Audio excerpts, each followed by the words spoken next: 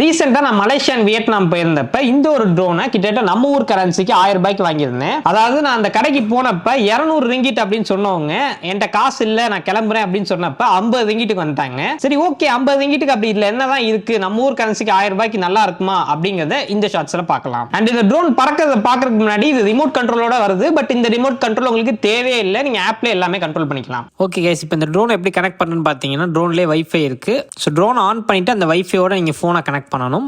ரெண்டாவது ஸ்டெப் வந்து wifi camera அப்படிங்கிற ஆப்பை இன்ஸ்டால் பண்ணிக்கோங்க. இல்லாட்டி இதுக்கு ஏகப்பட்ட ஆப் இருக்கு. அந்த ஆப்புக்குள்ள போயிட்டீங்கன்னா இந்த மாதிரி ஜாய்ஸ்டிக் எல்லாமே வந்துடும், ஈஸியா நீங்க கனெக்ட் பண்ணிடலாம். ஸோ போன்லேயே நீங்க கண்ட்ரோல் பண்ணீங்கன்னா உங்களுக்கு கேமரா விஷனோட உங்களோட ட்ரோன் பறக்க ஆரம்பிச்சிடும். அவ்வளவுதான் இதோட ப்ராசஸ். அண்ட் ஓரளவுக்கு நல்லா ஹைட் போகுது. நம்மளுக்கு இந்தியன் நார்ம்ஸ் படி 15 மீட்டர் தான் இந்த 250 கிராமுக்குள்ள இருக்கக்கூடிய ட்ரோன் பறக்கும். ஸோ அந்த நார்ம்ஸ் வந்து ஃபாலோ பண்ணுது. ஸோ ஸ்பீடுமே பார்த்தீங்கன்னா ஓரளவுக்கு இருக்கு. Also control is good. ஏன்னா பிகாஸ் லோ பிரைஸ்ல வாங்கும் போது கண்ட்ரோலிங் வந்து அந்த அளவுக்கு இருக்காது, அது ஏதோ ஒரு டைரக்ஷன்ல போகும். பட் இது ஓரளவுக்கு கண்ட்ரோல் பண்ண முடியுது.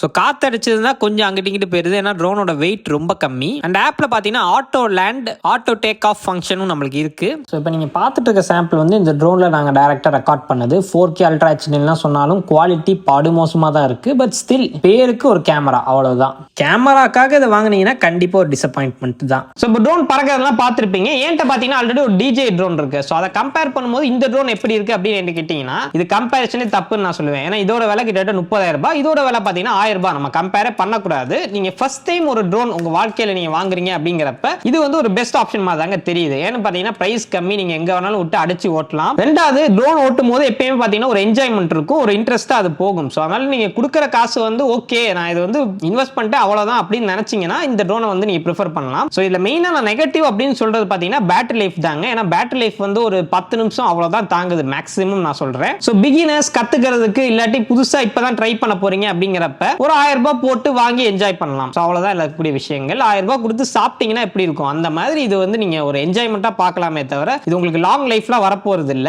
ஸோ ஹோப் உங்களுக்கு புரிஞ்சிருக்கும் அப்படின்னு நினைக்கிறேன். விலைக்கேற்ற பொருள் தான் எல்லா இடத்துலயும் கிடைக்கும்.